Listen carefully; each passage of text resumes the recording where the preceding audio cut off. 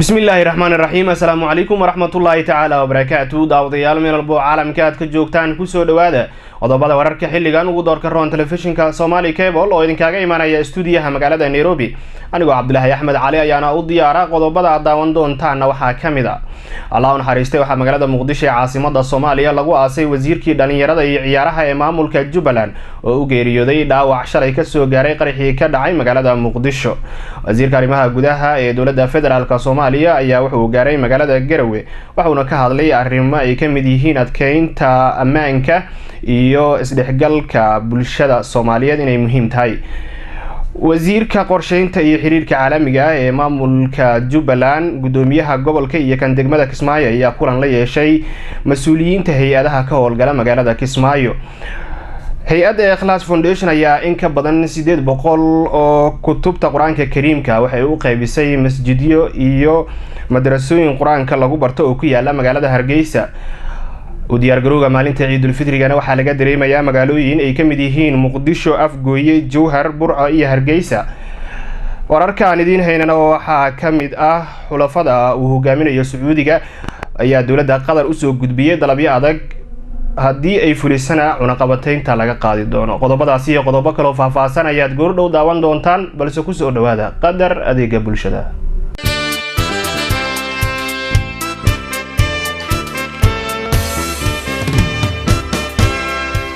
Allah u naxariistay waxa magaalada Muqdisho ee caasimadda Soomaaliya lagu aasay wasiirkii dhalinyarada iyo ciyaaraha ee maamulka Jubbaland oo u geeriyooday dhaawac shalay ka soo gaaray qarxii ka dhacay magaalada Muqdisho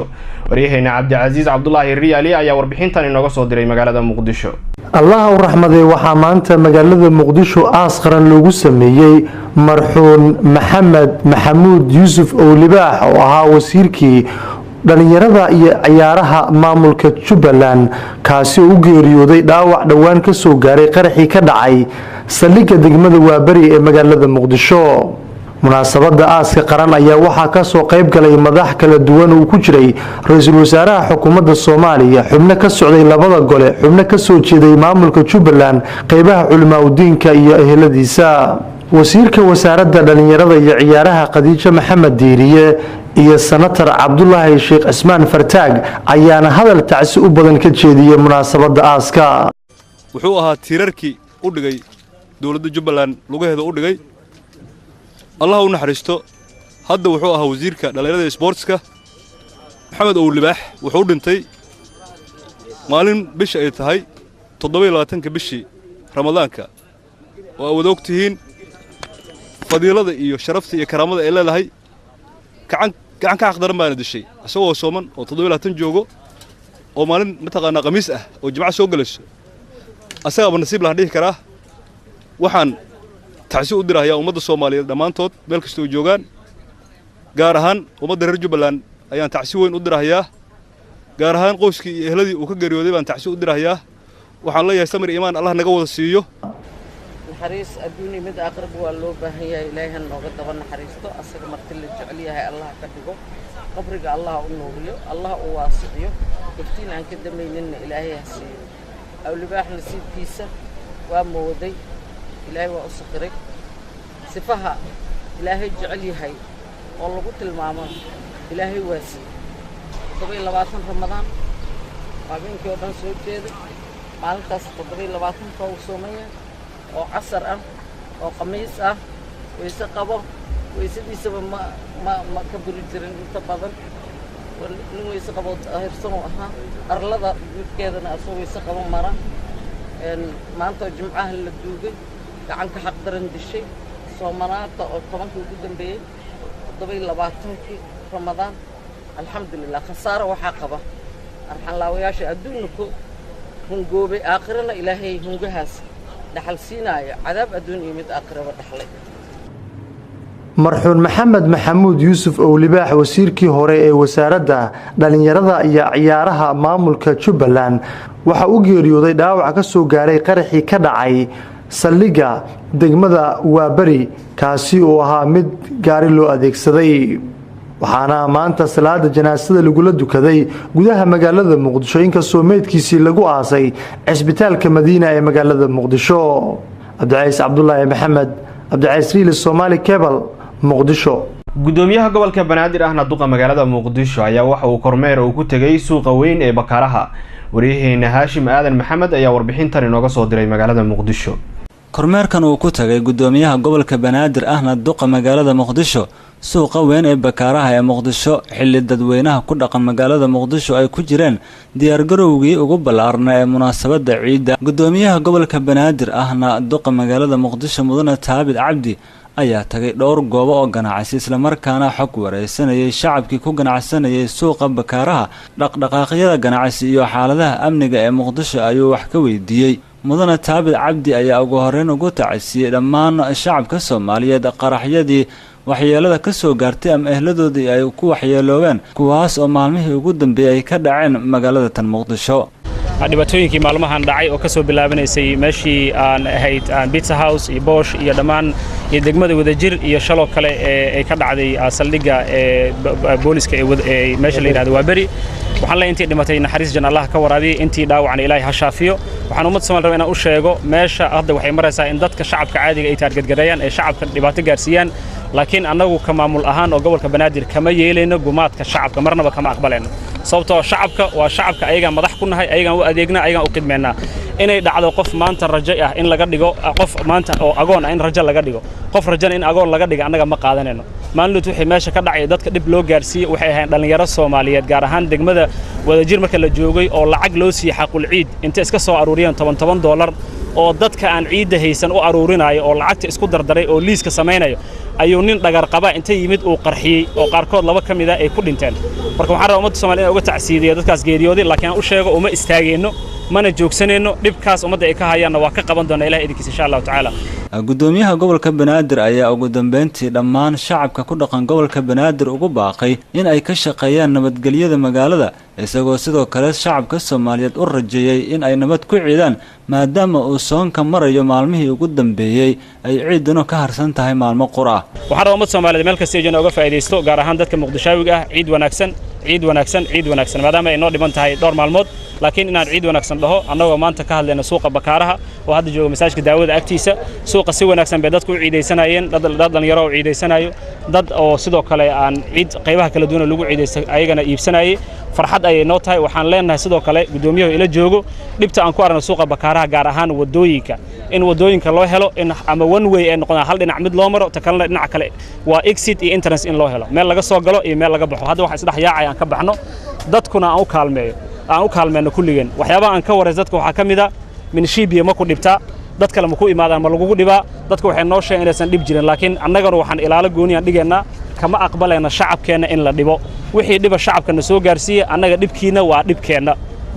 waa dhibkeena shacab ogaada annaga idinka adeegna idinka idin khidmadeena Soomaaliya iyo Muqdisho inay nabad noqoto oo maanta bakaara aan joogno idinka mas'uulka ah waa uga mahadnaqaynaa ummadda Soomaaliyeed meel kasta ay joogto wanaaga ay nala sameeyeen hay'adaha amniga ay la shaqeeyeen Haashim Aadan Maxamed Somali Cable TV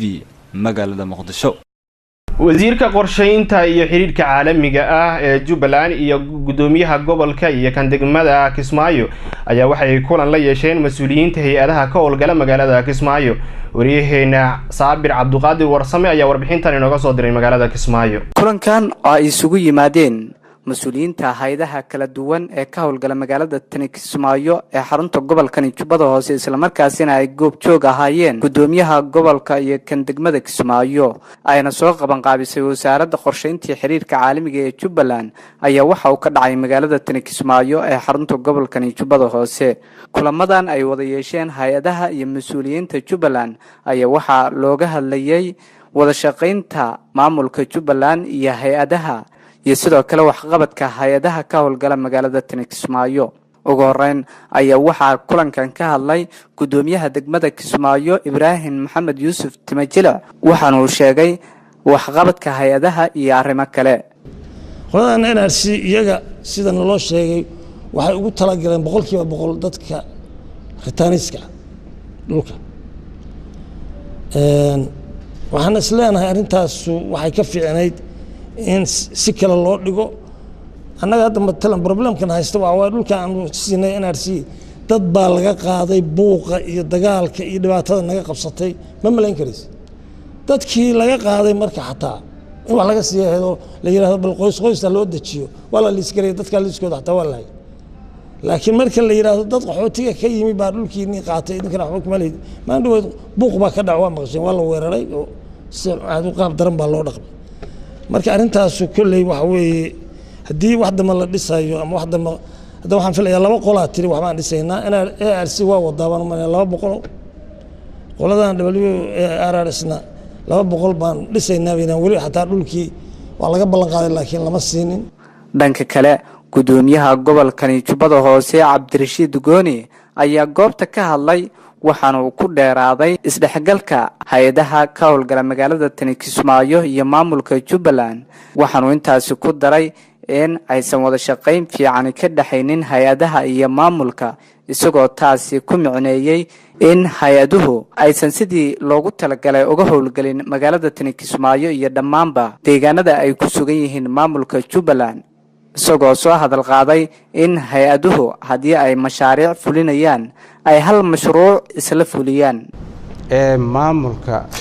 Jubbaland gaar ahaan gobolka Jubbada Hoose iyo hay'adaha kala haysta ama caqabadaha haysta hay'adaha ay ka tabanayaan confuse ku noqdeen xagga dawladda ay ka tabanayaan maadaama aan maamulka gobolka ahay cabashooyin badan oo hay'adaha ka yimid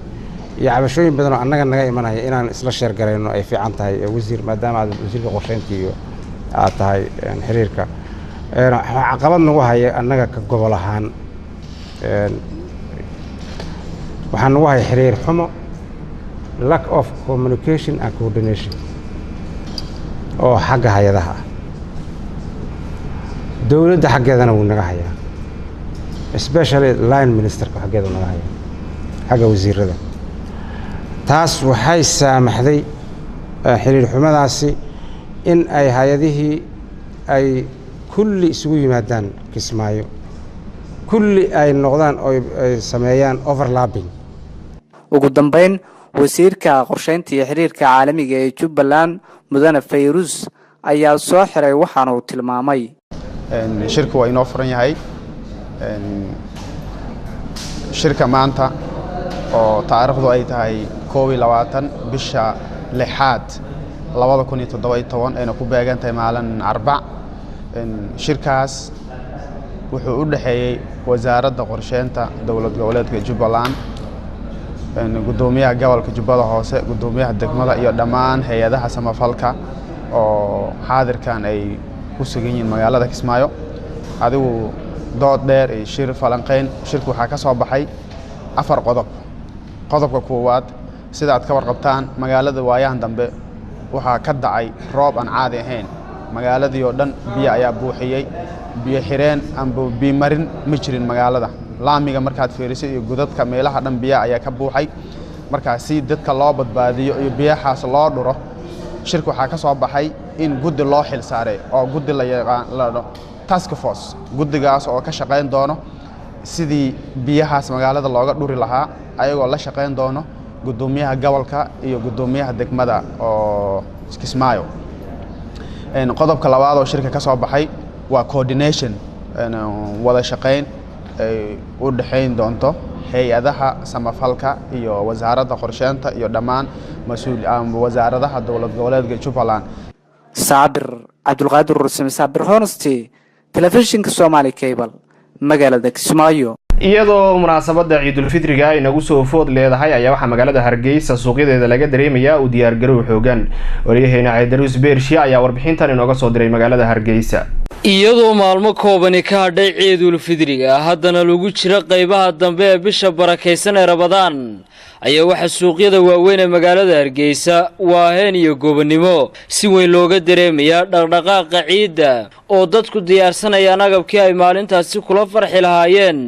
ummadda islaamka wadooyinka halbowlaha waa Hargeysina waa mid waqtigani galay ciriiri oo aad u mashquul iyo samxad badan iyadoo sidaas ay tahay shacabka ku nool gudaha Soomaaliland oo muddooyinkii u dambeysay la daaladhacay abaaro iyo sicir barar ku daba dheeraaday waxa TV-ga Somali Cable xaruntiisa Hargeysa oo kuurgalay xaaladda dhabta ee dadweynaha Hargeysa ku sugan yihiin sida ay ganacsatada ay wax uga iibiyaan iyo sicir bararka doolarka oo aanay tahli karin waxay qaarkood noo sheegeen inaanay lacagta shilinka ee Somaliland waxba ku iibsan karaynin maadaama bay yiraahdeen ay ka isticmaal badatay lacagta doolarku halka ay ganacsataduna sheegeen inay miciishadii qiimo hoose wax kaga iibinayaan shacabkooda waana kuwan iyagoo siyaabo kala duwan uga hadlaya sida ay ugu diyaar garoobeen ciidul fidriga magacaygu waa Khadar Yuusuf Cabdi kana shaqeeya suuqa bacadlaha Waaheen ahna shaqaale ka tirsan bacadlaha waxaan leenahay shaqadu aad iyo aad u socotaa si fiican maalinta ka dambaysa dharka iyo alaabtu way iska soo daba dhacayaan habeen ka dambaysa dadku way soo badanayaan marka insha Allah aad iyo aad u shaqeynaa dharka ciidda saani baan looga iibsanayaa ciidana si fiican baan ugu dabaaldegaynaa isku diyaarinaynaa sida laajigeed ummaduna si amniya oo nabadgelyo ay isku dhex qaadaysaa ay wax kala iibsanaysaa annaguna si ay kalsooni buuxda ay ku jirto ayaan dadka wax uga iibinaa abaara jiray wax walba way jireen dadka waan la wada saayirnaa shayga annaga ugu taagnaa tirsiga annaga haduu $100 ugu taagnaa markaan u qaybino ummadda wuxuu maanu saarnaa $1 iyo bar waxyaabo noocaas maan saarnaa dadka sixir cadaadina kuma hayno ummaddu nagama camanayso annana kama deeqaci sacigaan si fiican baan u iibsanaynaa ka warrama sicir bararkii iyo sarifkii doolarka iyo lacagtii kaashday sadanayaan uma yihiin kuwa aad wax ku iibsan karaysaan sarifkuun baa kacsanay laakiin wuu wacan yahay sida kale waxa la iibsanayaa dadku in badan oo jeecsanay soo martay oo abaaro badan oo roob la'aan ka dhacay haddana wallaahi maasha Allah si wanaagsan baan ugu jirnaa oo si wanaagsan dadku u ciidayaan tan yar iyo dad wanaagsan si wanaagsan baan ula saarnaa oo waanu soo dhaweynaa maasha Allah weyn wallaahi si wanaagsan bay u socotaa xagga sarifkooda horta aad ugu kacsan oo dan yartii intaana isku afgaran laanay inan baad $5 ka siinaysaa baalka ama $7 kadibna waxa horse kaash ugu bedel kaashkiiba hawada u kacaya kadibna laga yaabaa inay carartaba oo taas waa dhibaato yar laakiin sida kala suuq oo maasha Allah aad iyo aad buu socdaa ku kacsan yahay $100 milyan buu marayaa dadka halkaas xoog buu u kacsan tahay laakiin waa meel insha Allah waa yoon barakaysan nabadgelyadeeda 100% bay xasiloon tahay nabadgelyadeedu wax la soo koobi kara maaha waxaan u duceynaa madaxda dalka waxaan u duceynaa ilaa ka yar ilaa ka weyn ma sha Allah tabaaraka Allah baan ku jirnaa ويوم وحويان فرحات أنا دريمينه أون ولا ليش هذا إسلام كمير كستي شوغان لا دريم قاضنا إنه أبارة صومري أبارة عدك بصومر رمي يجي واللي بسامي مقالة دينا سامي مركا الحمد لله إلى هوي نقص عليه لمعين كيو إلى هوي ناشوي حمد بين أوبا هنا هاي إلا حمد النقاء إلى هاي الوم هاد عليه أين أوبا هنا هاي رمضان تنسي في عام بين أقول ماتي إلى هاي خيرك هاي نوافتشيو سحر وضنك ير سحر بر بقى كتيره سحر بر كان ضدك واو نحرسنا قولada ganacsadii waaw naxariisana dadka wixii aan wax u qaban karayno wala sixir wala wax kasta waaw naxariisana wixii ka deyn karayna dadka waa eegnaa marka insha Allah marka day Ilaahay hayna ilaaliyo marka saaya khayr iyo waxaan idin rajaynayaa ciid mubaarak idan aad bay $100 ku qaalisan yahay iyo alaabta suuqa taalaw jaban tahay isku mid maaha alxamdulillah rabbil caalamiin marka xibsanayatiin ganacsatadu way idin la saayireen $100 ku qaalisay qolada $1 u kiciyeen ayaan ganacsatadu alaabtooda uma kicinin alaabtu waa raqiis waxa samxadda iyo cidhiidhiga suuqyada waaweyn ee magaalada Hargeysa ay sababaan xatooyo dadka lagu sameeyo iyadoona arrintaasi ammaanka ay door weyn ka qaadanayaan ciidamada booliiska iyo kuwa nabadgelyada wadooyinka oo heegan galay maalmahani u dambeysay waa Idris Abdullah Ismaaciil Beershiya iyo Cabdi Ismaan telefishinka Somali Cable suuqa Waaheen magaalada Hargeysa hay'adda Ikhlas Foundation ayaa waxay in ka badan 800 oo kutubta Quraanka Kariimka ay u qaybisay masjidyo iyo madrasado laga barto Quraanka Kariimka ee ku yaala magaalada Hargeysa wariyaheena Faysal Maxamed Aadan Fiifa ayaa warbixintan inooga soo diray magaalada Hargeysa hay-adda Ikhlas Foundation oo kamid ah hay'adaha Islaamiga inta badan ka howlgala deegaanada Soomaalida ayaa in ka badan 800 oo kutub oo Quraanka Kariimka gaarsiiyay madrasado iyo sidoo kale masaajida ku yaala gudaha Hargeysa kuwaas oo xilligan oo lagu jira bishii barakeysan ee Ramadaan si weyn baahi loogu qabay masaajidada iyo sidoo kale madrasadahan oo ku kala yaala xaafadaha kala duwan ee magaalada Hargeysa ayaa mid kasta horjoogayaashiisu waxay si weyn uga mahad celiyeen deeqdan la soo gaarsiiyay iyaguna tilmaamay inay tahay mid ay si weyn baahi ugu qabeen waana kuwan iyagu arrimaha ka hadlaya maanta Ramadaan tahay 7 waxaan ka gudoonay hay'adda Al-Ikhlas 100 kitaab ومدرسة عبد الله بن مسعود دوسي عبد الله بن مسعود يقول دقيقين العالمين والعاقبة للمتقين ولا عدوان إلا وصلى الله على نبينا محمد وعلى آله وصحبه وسلم تسليما كثيرا أنا كل أيرانين هذا هي مدرسة مسؤولين مدرسة معلم شكري وحنو كجدون نهاية الإراء إخلاص لما بقول أو كتاب وحنو وقبرينا إلهي إني هل كي كسو صارين كتبتا وحكا خير بدن إنه إلهي يقول بدله يدد كسو بحين إلهي نحريس بشار بدن ويقول بدله ونحريسته وح بركة سنة الحمد لله سلام الله الصلاة والسلام على رسول الله صلى الله عليه وسلم بعد ما أنت وتاريخ هجرية تاعي كن أفر بقول سيدي صدق كي بشر رمضان تطبيق لبعتين كيدي وعن كجدون نهاية الإخلاص لا بقول كتاب مساعد كويديا وعن الله يقبرنا عدي صوب حصي إن الله سبحانه وتعالى وبدلو وعك خير بدن كان أبا المري الله سبحانه وتعالى وعن الرجين ضدكاس كتب تصوب حيي قيبنا يا إن الله سبحانه وتعالى ميسانك حسنات كوصارو بسم الله الرحمن الرحيم وبعد آديات بوم هاتسنتهين ونديكم هاد نغنا هيئة إخلاص ونسوق قارسيسة بقول كتاب مسجد عبد الله بن عباس وكي الله حافظ النيو هركيسة ومهاتسنتهين آديات تذكير سوروريا قارانك إلهي خير هسيو وانو الرحمن الرحيم الحمد لله رب العالمين والعاقبة للمتقين ولا عدوان إلا على الظالمين وصلى الله على نبينا محمد وعلى آله وصحبه وتسليما كثيرا إلهي سبحانه وتعالى مهلا قوبتنا جوجنا وحويا ومسجد التوحيد دان جوجنا وحويا خير الله سيه نمكا محسنين تا الإخلاص waxa ay noo keeneen 200 oo kitaab ayaan noo keenay marka waxaanu Ilaahay subhanahu wa ta'ala aan uga baryaynaa waa ayaamihii qaaliga ah halkii ay ka soo saareen Ilaahay subhanahu wa ta'ala miisaanka xasanaadka Allah ugu daro kutubta Ilaahay subhanahu wa ta'ala ay waqfi u bixiyeen marka aanu barakallahu fiikum sida iyo wajazaakum dadkii laga soo qaadayna waxaan Ilaahay subhanahu wa ta'ala aan u baryaynaa in naxariista subhanahu wa ta'ala uu siiyo oo Ilaahay subhanahu wa ta'ala bishar Ramadaan maaha markii ugu horeysay ee sidan oo kale hay'adda Ikhlas Foundation ay u soo gaarsiisay deegaanada Somaliland deeqa kala duwan oo dad muxsiniin oo iskood isku xilqaamay ay soo gaarsiin hay'adda si loogu tabaruco loona gaarsiiyo dad baahi u qaba waxaana qaybinta kutubtani ku soo beegmaysa xilli lagu guda jiro dabiiqada bisha barakaysan ee Ramadaan oo si weyn dadku ugu fogeeyeen akhrinta Quraanka Kariimka oo bishii Quraanku soo degay oo Faisal Maxamed Aadan Faisal FIFA TV-ga caalamiga Somali Cable magaalada Hargeysa idaacadda risaale ayaa u qaybisay dhar iyo lacag ay ku ciidaan 400 oo barakacyaal ah oo ku nool duleedka magaalada Muqdisho wariyaheena Cabdiraxiin Xuseen Ceylaawe ayaa warbixintan inooga soo diray magaalada Muqdisho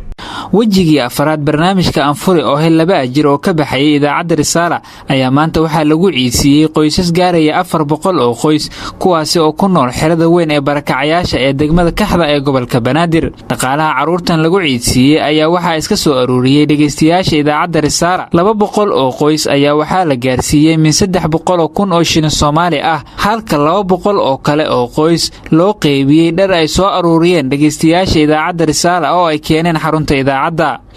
agaasimaha idaacadda risaale ustaad maxamed cabdiwahaab cabdulaahi ayaa sharaxaad ka bixiyay tan iyo markii la bilaabay barnaamijka Anfuri oo hel laba ajir qoysaska ka faa'iideystay wajiga koowaad ee afurinta waxaan sameynay 50 qoys aan afurinay oo lacag gaaraysa 1200 oo dadkaas ay soo aruuriyaan aan ku afurinay وجيك لبعضنا وحافرني 70 qoys oo aan ku afurinay lacag gaaraysa $610 taasoo ay soo aruuriyeen dadka idaacadda risaale dhageystaye ku akhristaba wejiga saddexaadna waxaan afurinay 80 qoys oo aan ku afurinay lacag gaaraysa $845 taasoo ay soo aruuriyeen dhageystayaasha idaacadda risaale wejiga ugu dambeeyo ahay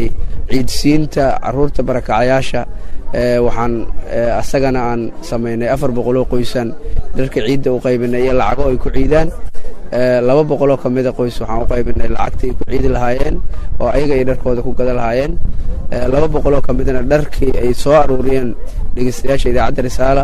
oo ay dhar ahaan u keeneen aan u qaybinay runtii lacagta marka lacagta qaybta aan ka hadalnaa lacagtan bixinay waxay ahayd $2600 gudoomiyaha degmada Kaxda ee gobolka Banaadir Maxamed Ismaaciil ayaa sheegay in tallaabo wanaagsan ay tahay hawsha ay qabatay idaacadda risaale wuxuuna ku booriyay warbaahinta kale inay ku daydaan agaasimaha iyo shaqaalaha warbaahinta risaale oo inta barnaamijka soo waday oo in badan hore ugu ducaynay in badanna aanu ducayn doonno ilaahay idamkiis maantana ajirkii iyo xasanaadkii ay intaas soo wadeen inay soo gebagabeeyaan jecel waxaannu leenahay risaala uu hoggaaminayo halyeyga agaasime iyo shaqaalaha qaaliga ah ee noocyada kala duwan isugu jirta warbaahinta risaala waxaan leenahay miisaankiinna xasanaadka allah idiin siyaadiyo horaannu idinku sheegnay ilaahay baa idin abaal marin doona bulshada degmada kaxda ku soo barakacday ee degmada maamulkeeduba abaal badan bay idiin hayaan laakiin abaalmarinta ilaah baa iska leh annaguna niyo fiican iyo abaal badan iyo qalbi badan baan idiin haynaa waxaan u mahad celinaynaa dadkii Soomaaliyeed ee ka qayb qaatay $1 bixi 2 ajiraad heshide walaalayaal waxaan isleeyahay nin waliba si uu ku helaba horta xaqiiqa ilaahay baa inoo sheegay kalaamkiisuna waa xaqiiqa wuxuuna inoo sheegay sadaqadaad bixiso inuu mudaacafan uu ku maaragtay uu ku laalaabahayo waa heli doontaan waana hesheen wayna soo gaarsiisay warbaahinta risaala waxaad u soo dhiibteen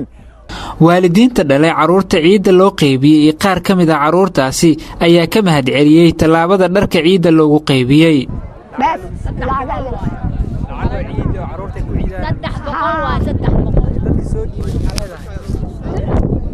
ay madax hore kor ka dhiga jiray ashtir badan Allah ka siiyo soonka ramadaanka falligiis qaar badan la siiyo magaciisa meeray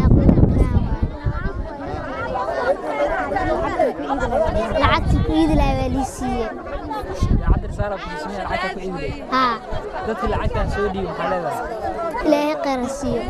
in ka badan 600 oo qoys ayaa ka faa'iideystay tan iyo markii la bilaabay barnaamijka Anfuri oo hel 2 ajir oo idaacadda risaala si toos ah uga baxay maalin kasta ilaahu ummad Soomaaliyeed baan ay dhibaatada naga bixin kareen naga bixi ilaahu dhibaatada naga bixi ilaahu dhibaatada naga bixi ilaahu dhibaatada naga bixi ilaahayow iskoolaad iyo dugsi quraan iyo waxbarasho iyo nagaashi iyo nabad baan u baahnaa ilaahu nasiib ilaahayow nasiib ilaahu dawladdanada noo xoogee ilaahu Cabdiraxiin Hussein Caylaawe Somali Cable magaalada Muqdisho hay-adda imaaraadka carabta ayaa afurin u sameysay qoysas barakacyaal iyo kuwa danyar ah oo ku nool degmada Xamar Jajab ee gobolka Banaadir wariyahayna Maxamed Ciise Maxamuud ayaa warbixintan inooga soo diray magaalada Muqdisho deeqdan afurinta ayaa tan iyo bilowgii bishan barakaysan ee Ramadaan hay-adda bisha cas ee imaaraadka carabta waxay u qaybinaysay dadka ku dhaqan qaybaha kala duwan ee gobolka Banaadir waxaana la sheegay inay afur u qaybisay ilaa 42,000 oo ruux oo ku sugan gobolka Banaadir maalin kasta hay-adda ayaa afur u qaybinaysay in ka badan 2,000 oo ruux oo barakacyaal kuwa oo ay ku jiraan qoysaska dadka danyarta ah iyo dadka baahiyaha gaarka qaba ee ku sugan degmooyinka gobolka Banaadir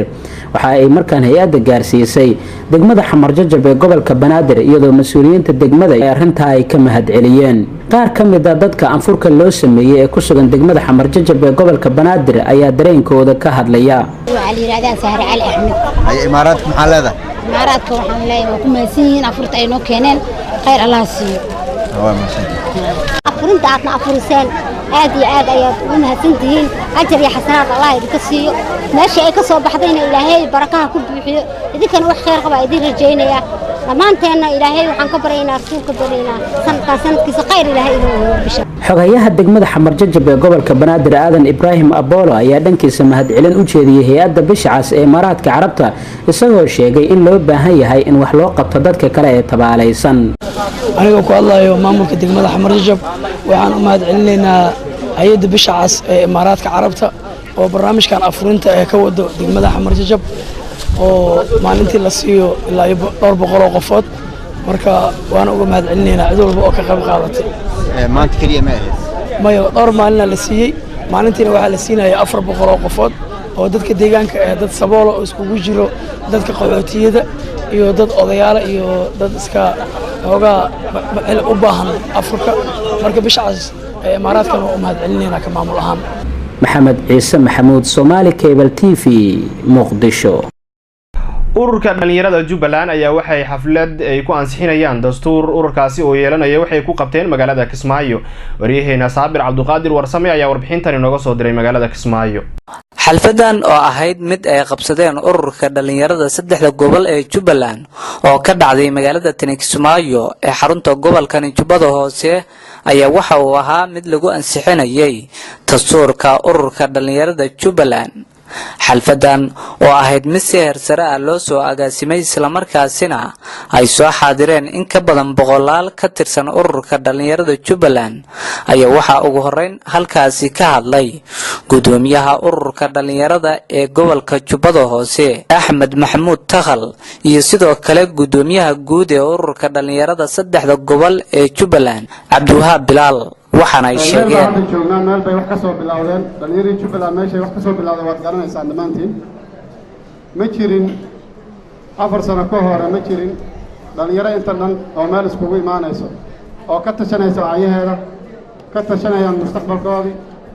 fikirayo maskaxdoodana shiilayo wixii ayaga dan u ahna muxuu ahaaye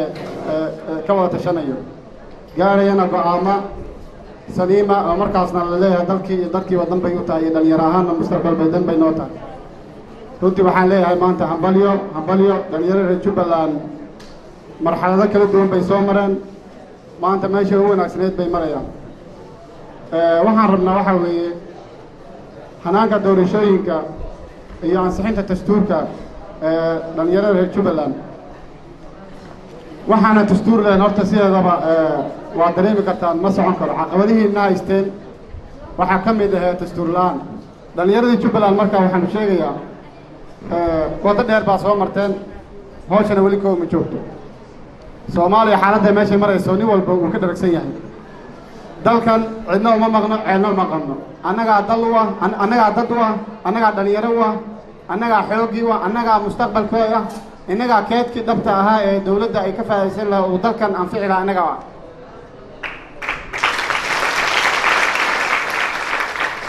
qof walba maskaxdaada geli inaad ka qayb qaadatid difaacdid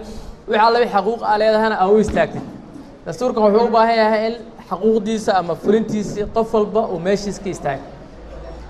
waxaan kaloo aan rabnaa haddii dastuurkii aan ansixino waxaan rabnaa hanaanka doorashooyinka dhalinyarada reer Jubbaland iyagana inaan iska wareysano dastuurkan waxaa ku lifaaqan hanaanka doorashada la rabo in loo mara doorashada la rabo inay dalka ka dhacda oo dhalinyarada because nin walba wuxuu isku diyaarinayaa in institutionka uu maamulo uu gaarsiiyo hal qof iyo hal cod samo dawladda federaalka waxay ku dadaalaysaa wadanka inuu hal qof iyo hal cod uu gaarsamo isla saasoo kale annagana waxaan juhdi gelinaynaa inay dhalinyarada ay gaarto hal qof iyo hal cod soo saas ma ahan waxaan soo diyaarinay hanaanka doorashooyinka dhalinyarada reer Jubbaland hanaankaas waxaan rabnaa in doorashada dhalinyarada reer Jubbaland loo mara kow laga soo bilaabo hab xaafadeed waxaa la dhiisha inta xagee laga aasaasaa salka Soomaha waa in foundationka la soo hagaajiyaa waa in xeer xaafadeed laga soo dhiso marka hore oo heer xaafadood si cadaalad ay isku doortaan degmada Kismaayo waan ka bilaabo waana ku guuleysanay degmada Kismaayo shanteeda xaafadeed hadda cod ayay ku joogaan Soomaha heer xaafadaan ka soo bilaawna heer tuulo aan ku xujino tuulooyinka aan ka soo qabana heer degmo aan ku xujino dhammaan 15 degmo oo Jubbaland mid walba doorasho ama mas'uul uu ka noqdo qof codka dhalinyarada ku imaaday Sabir Abdulqaadir Rusmi Sabir Honesty telefishinka caalamiga ee Somali Cable magaalada Kismaayo xaaladda ay ku sugan yihiin qaar ka mid ah gabdhaha agoonta oo u diyaar garoobaya maalmaha ciida waxaa warbixin inooga diyaariyay wariyaheenna Cabdicaziis Cabdullaahi Riyaale marka ay soo dhawaato maalmaha ciida inta badan caruurta waxay waalidkood ka rajeeyaan inay ka helaan agabaadkii ciida qurxin iyo qaabkii maalmaha ciida si wanaagsan ay ugu ciidi lahaayeen ayadoo taas ay jirto ayaa haddana qoyskii ay u joogto 4 ilaa 3 gabdhood waxay ka qarash badan yihiin qoyskii ay u joogaan ilaa 3 wiil taasi oo gabdhuhu ay u baahan yihiin in loo sameeyo u iibista dhar qaali ah cilaansaar iyo qurxin kale oo jirkoodu u baahan yahay qaar kamida waalidiinta ayaana ku mashquulsan qurxinta gabdhahooda iyo sidii cilaan iyo dharba ay ugu gadi lahaayeen maadaama ciidii ay soo dhowdahay ayadoo taasi ay taagan tahay haddana waxaa jira gabdho Soomaaliyeed oo agoona kuwaasi oo aan waalid lahayn mana heli karaan agabkii ciida hadday noqon lahayd dharkii ciida qurxintii cilaansaarkii intaba Fartuun Maxamed Cumar waa gabar Soomaaliyeed oo aqoon-yahana waxay leedahay xarun lagu dhiirigeliyo haweenka waxay cilaansaar u sameynaysaa ku dhawaad 100 gabdhood kuwaasi oo ku sugan gobolka Banaadir si dhiirigelin ay ugu sameyso sidoo kale waxay u faa'iideynaysaa gabdho Soomaaliyeed oo baranaya harqaanka si ay bari ugu shaqeystaan bismillaahir rahmaanir rahiim magacaygu waa Fartuun Axmed Cumar meeshaan aad u jeedaan maanta oo gabdhaha yaryar iyo kuwa dhexdhexaadka ah aan kula qayb qaadanayno farxadda ciidda waxaa la yiraahdaa xarunta dhiirigelinta haweenka Soomaaliyeed waa xarun kor loogu qaadayo jiritaanka iyo waxqabadka haweenka waxaan go'aan ku gaarnay in gabdhaha ku nool gobolka Banaadir guud ahaan Soomaaliya gaar ahaan gobolka Banaadir in waxbarashadooda kor u qaadno haddii ahaan lahayd xirfadaha oo ay ku shaqeysan lahaayeen sida xarqaanka cilaansaarka qurxinta dumarka iyo qorista farta Soomaaliga maxaan ku dhahaa waxaan kaloo la jirto tarbiyada islaamka sida maxaa ahayd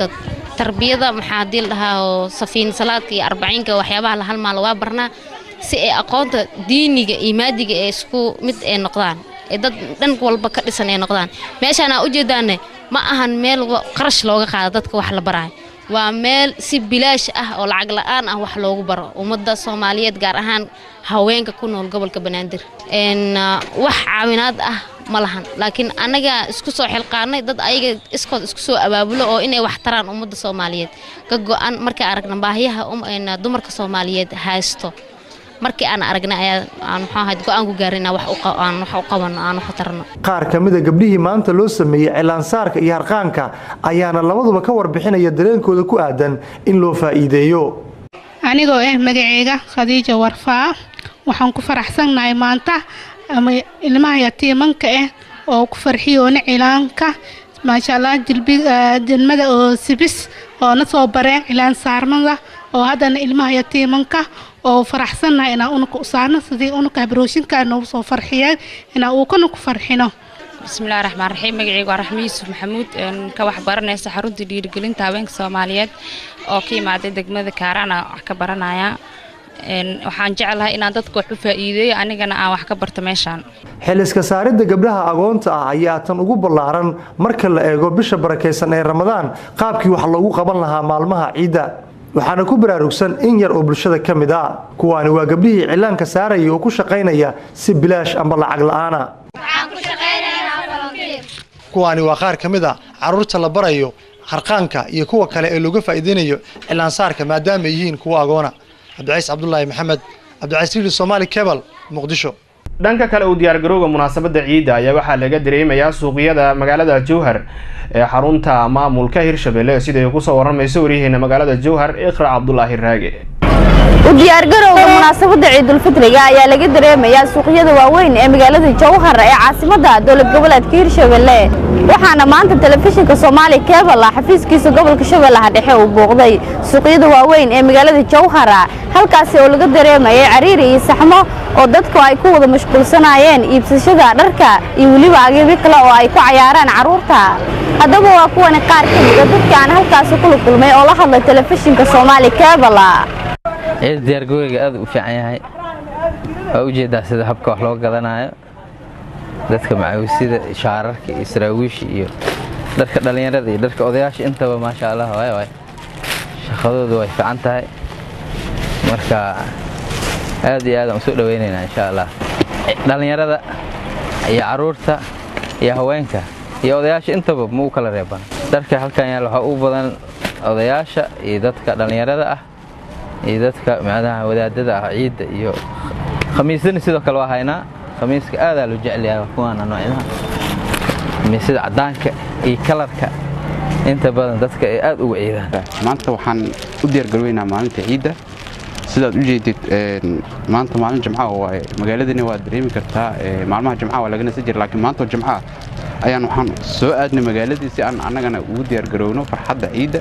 xaqiiqatan anigana maanta waxaan ka mid ahay dadka u soo ciid tagay inay ciida maxaa la yiraahdaa ciidi ku ciideystaan dharkii ku ciideysan lahaayeen farxaddaad maalinta ciida aan ka mid noqday bismillaahir rahmaanir rahiim anigoo ka mid ah ganacsatada degmada Jowhar ciidii hore ciidahan aad ay u kala duwan yihiin anigoo gaday dharka ciida ilmaha magaalada aad ayay u furan yihiin ganacsiga raqiis sirwaaladan dhan waxa $4 leeyahay gorgoradahan dhan $2 waay waxa dhan waa raqiis lagu yaaco ayaa loogu talagalay in kalaadka qofka imaadka la siiyo oo la sii diibo asoo saddex kala nooc kale mid la 8 mid 4 mid 35 oo la gadayo saasay kala tahay xalwadu waa saddex qaybood waa mid isku dar waa mid cadi iyo suuga mid waa taas kale suugaas taas kale waa suugaas tan waa warangadi oo inta loo diyaariyo shacabka warangadi waa sanadka inkastoo awaar iska jirto iyo sanadihii hore sanadka way xoogay fiican tahay hadda ganacsatada ayaa ugu badan shacabka kumiyeysa gataan marka 20 gataa 15 gataa 35 gataa saasi kaliya iqra Cabdullaahi Raagi iqraladan tifiga caalamiga Soomaali Cable xarunta dawlad goboleedka Hirshabelle magaalada Jowhar xulafada uu hogaaminayay Sacuudiga ayaa dawladda Qatar u gudbiyay dalabyo adag oo hadii ay fuliso dalabyadaasi laga qaadi doono cunaqabateynta wariyaheena Cali Maxamed Abuukar ayaa warbixin arintaasi ku saabsan inoo diyaariyay dawladda Kuwait oo dhexdhexaad ka ah khilaafka wadamada Khaliijka iyo Qatar ayaa liis dalabaadyo u soo gudbisay Qatar oo ay ka mid yihiin in ay kala laabato taageerida ururada xaq jirka ah dalabaadadaas ayaa waxaa sidoo kale ka mid ah dawladda Qatar in ay xirto warbaahinta TV-ga Al Jazeera iyo warbaahinada kale ee hoos yimaada wadamada Sacuudiga Imaaraadka Bahrain iyo Masar ayaa si degdeg ah ugu baaqeen xarumaha militariga Turkiga ku leeyahay wadanka Qatar in ay xiraan sidoo kale dalbaday in loo soo gacan galiyo shakhsiyaad ku sugan dalka Qatar oo dambiye ka galay wadamadan cunaqabateynta ku soo rogay dalka Qatar dawladda Qatar oo la saaray cunaqabateyn dhinac walba ayaa waxaa dalabaadadaas loo soo gudbiyay waxaana loo qabtay in ay ku fuliso 10 maalmood gudahood balse ma cadda waxa ka dhalan kara hadii ay ka dhig adeegto dawladda Qatar علي محمد أبو كر علي حلدون تيفيغا سومالي كيبل نيروبي وديار جروجا مناسبة عيد الفطر جاية وحلا قدري مياه سوقية كويا دقمة أفجوية قبل كاشف إلى هذا هوسي سيدو كوسو ورما يوري هنا دقمة أفجوية حسن صلاة سحفي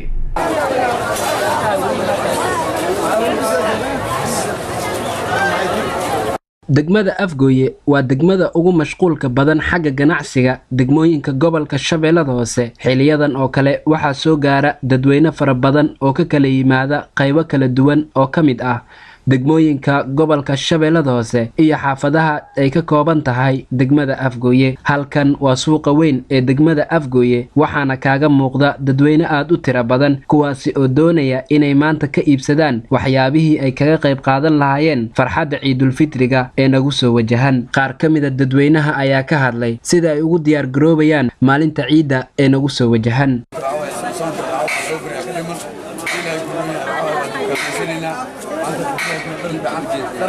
أنا لقدنا ديلا يقولون ولد ميسنا يا ضد كده كم يكون من عيال كلامين حاجة وحاس فرح إذا سلمين إذا سلمين وزايد وضد زعمه زايد ومالك الحرملة ضد عادي وايد كمان عاد بيقول بديه ديلا يقولون جدا وسلمينا جدا مبارك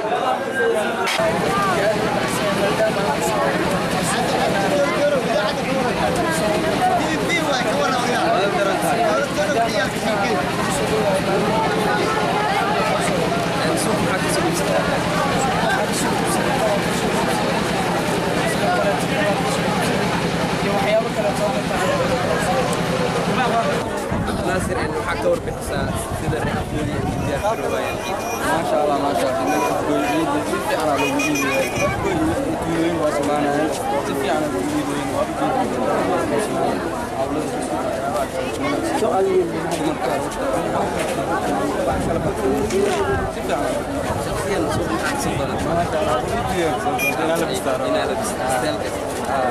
sidoo kale carwooyinka waaweyn ee degmada Afgooye ayaad ku arkaysaa haween caruur dhalinyaro kuwaasi oo iyagana u diyaar garoobaya maalinta ciida waa kuwan qaar kamid ah ganacsatada oo ka hadlay dareenkooda